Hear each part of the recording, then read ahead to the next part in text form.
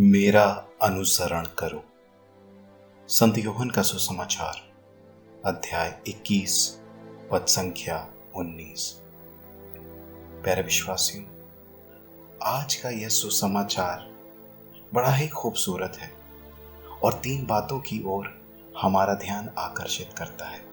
आज के सुसमाचार में हम पढ़ते हैं कि संत पेतरुस अब वापस अपने पुराने व्यवसाय की ओर बढ़ रहे हैं। वो दोबारा अपना मछुए होने का कार्य शुरू कर रहे हैं और हम देखते हैं कि उनके साथ कुछ शिष्य भी हैं और वे सब मिलकर जाते हैं और मछुआरे की तरह मछली पकड़ते हैं। जब प्रभु उनके साथ थे तो वे सिर्फ प्रभु के साथ बने रहते थे और उन्होंने यह कार्य करना बंद किया था। लेकिन अब जब प्रभु उनके साथ नहीं है तो उनकी उम्मीदें टूट गई, क्योंकि सभी यहूदियों को यह उम्मीद थी कि जो मसीहा होगा वो उनका राज्य पुनः स्थापित करेगा और इसके हिसाब से कि वो एक बहुत बड़ा राजा होगा। और वो ये मानते थे कि प्रभु यीशु मसीहा है और एक राजा है और वो शायद रोमियों के खिलाफ लड़ेंगे और उसके बाद वो उनसे राज्य पाठ ले लेंगे और फिर इन सभी शिष्यों को बड़ा ऊंचा स्थान मिलेगा। हम सुसमाचार में भी अलग अलग जगह पर पढ़ते हैं कि वो एक दूसरे से बहस करते हैं कि कौन बड़ा है कौन छोटा है। तो जब अब प्रभु उनके साथ नहीं थे उनके हिसाब से, तो उन्होंने सोचा कि चलो ठीक है, अब हम दोबारा अपने व्यवसाय में लौट चलेंगे। अब कुछ नहीं हो सकता, अब हमारे पास कुछ नहीं रखा, अब यहाँ पर कुछ नहीं रखा, अब कुछ नहीं हो सकता। लेकिन सोचने वाली बात है कि प्रभु उन्हें नहीं छोड़ते हैं। प्रभु उन्हें नहीं छोड़ते हैं। वे बड़ी मेहनत करते हैं, मछली पकड़ने का प्रयास करते हैं, लेकिन पकड़ नहीं पाते। और फिर जब वे किनारे की तरफ बढ़ते हैं तो प्रभु उनके पास आकर खड़े हो जाते हैं और उनसे फिर से कहते हैं कि जाल डालो।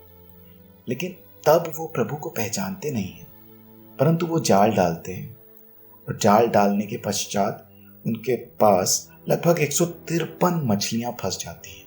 और तब पेतरुस प्रभु को पहचान लेता है, लेकिन किसी को भी उनसे कुछ कहने की या पूछने की हिम्मत नहीं होती। अब ऐसे ही हमारे साथ भी कभी कभी प्यारे विश्वासियों ऐसा होता है कि हम जब प्रभु के शरण में आते हैं, प्रभु के पास आते हैं, तो अपने मन में एक विचारधारा लेकर आते हैं कि प्रभु हमारे लिए ये करेगा, प्रभु हमारे लिए वो करेगा। लेकिन प्रभु की योजना हमारी योजना से बहुत अलग है और बहुत बेहतर है। और जब कभी कभी हमारी योजना हमारे हिसाब से पूरी नहीं होती है तो हम बड़े निराश हताश हो जाते हैं। कभी कभी प्रभु से भी मुंह मोड़ लेते हैं, क्योंकि हमें ऐसा लगता है कि प्रभु ने वो नहीं किया जो हम चाहते थे।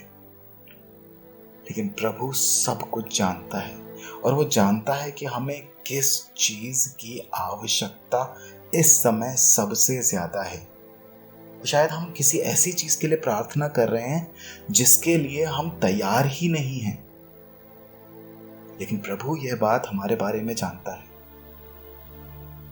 और इसलिए जब कभी हमारे जीवन में कुछ हमारे हिसाब से नहीं होता है तो हम हताश ना हो, निराश ना हो, ये ना सोचें कि प्रभु हमारी प्रार्थना नहीं सुनता, बल्कि पूरा आत्मसमर्पण दें कि प्रभु मुझे नहीं पता कि इस समय आप मेरे जीवन में क्या कर रहे हैं, लेकिन मैं विश्वास करता हूँ, मैं विश्वास करती हूँ कि आप मेरे साथ हैं। हर मोड़ पर आप मेरे साथ हैं और इस समय आप मेरे जीवन में वही कर रहे हैं जो मेरे लिए सबसे अधिक उचित है। बस यही प्रार्थना तब हमें करनी है। और देखिए, जैसे ही हम आत्मसमर्पण की इस विचारधारा को अपना लेंगे, हमारा जीवन बहुत अधिक सुंदर होगा। इसके बाद आगे चलते हैं तो प्रभु संत पेतरुस से पूछते हैं, 1 बार नहीं, 2 बार नहीं, 3 बार पूछते हैं, क्या तुम मुझसे प्यार करते हो? क्या तुम मुझसे प्यार करते हो? क्या तुम मुझसे प्यार करते हो? और संत पेतरुस उनको बार बार बोलते हैं, हाँ प्रभु मैं आपसे प्यार करता हूँ, हाँ प्रभु मैं आपसे प्यार करता हूँ। और फिर तीसरी बार थोड़ा सा निराश हो जाते हैं कि प्रभु आप तो जानते ही हैं कि मैं आपसे प्यार करता हूँ, फिर भी आप ये सवाल मुझसे बार बार पूछते हैं प्रभु। प्रभु उनसे कहता है कि मेरी भेड़ों को चराओ, मेरी भेड़ों को चराओ। आज प्रभु हमसे भी यही सवाल पूछता है कि क्या तुम मुझे प्यार करते हो? और हमारा जवाब क्या है प्यारे विश्वासियों? अधिकतर लोग यदि प्रभु आज हमसे पूछेंगे, हम मुख से जरूर कहेंगे कि हाँ प्रभु, हम आपसे प्यार करते हैं, लेकिन अपने कार्यों में वो दिखा ना पाएंगे। वो दिखा ना पाएंगे अपने कार्यों में, यह सोचकर कि नहीं चलता है, कोई बात नहीं, प्रभु समझता है। ऐसा नहीं है प्यारे विश्वासियों। प्रभु ने सीधा बोला, मेरी भेड़ों को चराओ। तुम मुझसे प्यार करते हो, मेरी भेड़ों को चराओ। इसका अर्थ है कि हमें प्रभु की इच्छा पूरी करनी है अपने जीवन में। और जब हम प्रार्थना करें तो हम प्रभु से प्रार्थना करें कि प्रभु मेरी नहीं बल्कि तेरी इच्छा पूरी हो, क्योंकि मैं अपने बारे में इतना बेहतर नहीं जानता हूँ, अपने भविष्य के बारे में इतना बेहतर नहीं जानता हूँ जितना तू जानता है प्रभु। इसलिए मेरी नहीं बल्कि सिर्फ और सिर्फ तेरी इच्छा पूरी हो। हम आंखें बंद करें और इस समय यही प्रार्थना करें, प्रभु मैं नहीं जानता इस समय आप मेरे जीवन में क्या कर रहे हैं, लेकिन आपने मुझसे पूछा है कि क्या तुम मुझे प्यार करते हो। तो आज हमारा जवाब मुख से और हमारे कार्यों द्वारा, हमारे आचरण द्वारा क्या है? यह एक समान होना है।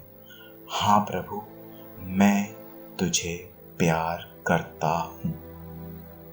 इसके बाद अंत में प्रभु संत पेतरुस से कहते हैं कि मेरा अनुसरण करो। अंग्रेजी में हम पढ़ते हैं, प्रभु कहते हैं फॉलो मी, मेरा अनुसरण करो। और हम पढ़ते हैं वचन में, हमने पढ़ा है कि तुम ईश्वर के राज्य की खोज में लगे रहो और बाकी सब तुम्हें यूं ही मिल जाएगा। तुम्हें क्या करना है इस समय? तुम ईश्वर के राज्य की खोज में लगे रहो और बाकी सब तुम्हें यूं ही मिल जाएगा, यूं ही मिल जाएगा। तुम सबसे पहले ईश्वर के राज्य की खोज में लगे रहो। क्या हम सुबह उठकर प्रभु से यह प्रार्थना करते हैं कि प्रभु ये दिन तूने दिया, बहुत बहुत धन्यवाद, आज के दिन में मेरी नहीं बल्कि तेरी इच्छा पूरी हो। प्रभु मैं हाथ जोड़कर नतमस्तक होकर प्रभु तेरे सामने खड़ा हूँ। मैं नहीं जानता हूँ आज के दिन में मुझे क्या करना चाहिए, किस हिसाब से मुझे आज का दिन बिताना चाहिए। मेरी कुछ योजनाएं जरूर है प्रभु, लेकिन मैं नहीं जानता, मैं नहीं जानती कि आज का दिन मेरा कैसा बीतेगा और तेरी योजना क्या है मेरे जीवन द्वारा आज के दिन में। प्रभु पूर्ण समर्पण दे प्रभु को। जो प्रभु ने निमंत्रण हमें दिया है फॉलो मी, क्या हम उसे अपनाने को तैयार हैं या नहीं? क्या हम प्रभु के निमंत्रण को पूरे हृदय से स्वीकार करने के लिए तैयार हैं या नहीं? प्रभु ने कहा फॉलो मी। रास्ता कहाँ जा रहा है, कैसा है, क्या क्या होने वाला है उस पे, ये प्रभु ने नहीं बताया है। सिर्फ विश्वास के साथ उसके पीछे पीछे चलने के लिए उसने आमंत्रण दिया है और उसने बोला है फॉलो मी, मेरा अनुसरण करो। प्यारे विश्वासियों, ये सवाल जो प्रभु ने पूछा है, क्या हम इसका जवाब मुख से, अपने कार्यों द्वारा और अपने जीवन द्वारा, अपने आचरण द्वारा देंगे? ये सवाल हमें खुद से पूछना है। सबसे पहला सवाल, क्या हमारी योजना प्रभु की योजना से बड़ी है? क्या हमारी योजना प्रभु की योजना से बेहतर है? अरे पिता ने अब हमारे लिए अपना इकलौता पुत्र अर्पित कर दिया, सबसे उत्तम जो उनके पास था उन्होंने उसे अर्पित कर दिया, तो वो हमें क्यों नहीं सर्वोत्तम उपहार जीवन में देगा, सर्वोत्तम विकल्प जीवन में देगा? दूसरा सवाल, प्रभु ने जो उनसे पूछा संत पेतरुस से, आज ये सवाल प्रभु हमसे भी पूछते हैं, क्या तुम मुझसे प्यार करते हो? हमारा जवाब हमारे मुख से और हमारे आचरण, हमारे जीवन द्वारा क्या है? और तीसरा, क्या हम प्रभु का निमंत्रण स्वीकार करने के लिए तैयार हैं? प्रभु ने बोला है मेरा अनुसरण करो। शायद हम चर्च जाते हैं, मिस्सा बलिदान में भाग लेते हैं, परम प्रसाद ग्रहण करते हैं, लेकिन यह काफ़ी नहीं है। प्रभु का अनुसरण करना अनिवार्य है, तभी हम अपना जीवन पूर्णता तक पहुंचा सकते हैं। आमीन।